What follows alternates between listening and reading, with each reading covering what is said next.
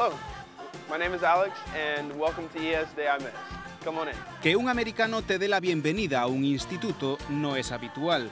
Que los trabajos expuestos de los alumnos estén íntegramente en inglés, tampoco. Alex forma parte de un centro pionero del plurilingüismo en Galicia. I work with the students in a conversation class, and so we usually will have a certain topic or a subject either they are talking about in there.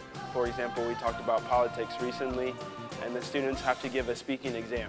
And so in the exam they must use the vocabulary that we talked about. Antes, recibir materias en esta lengua era optativo para los estudiantes del centro. Desde que Educación abrió la convocatoria a todo el alumnado, el IES de Ames no dejó pasar la oportunidad. Antes acadaban un nivel de inglés os que iban a academias fora ou á escola de idiomas.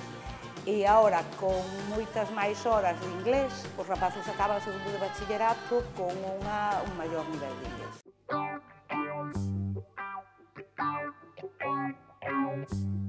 The chemical bond is the attraction between the atoms, and we have three types of chemical bonding. Para os alumnos que teñen un nivel de inglés mellor, supón un extra.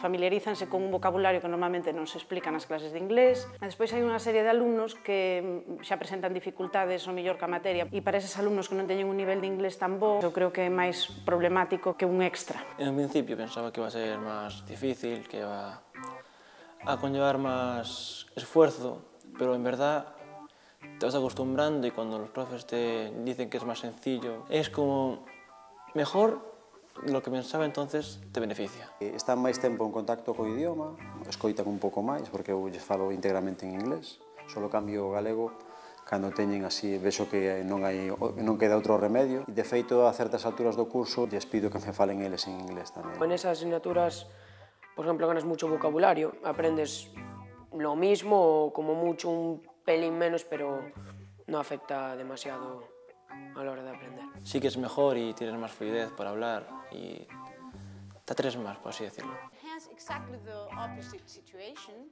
where the last shell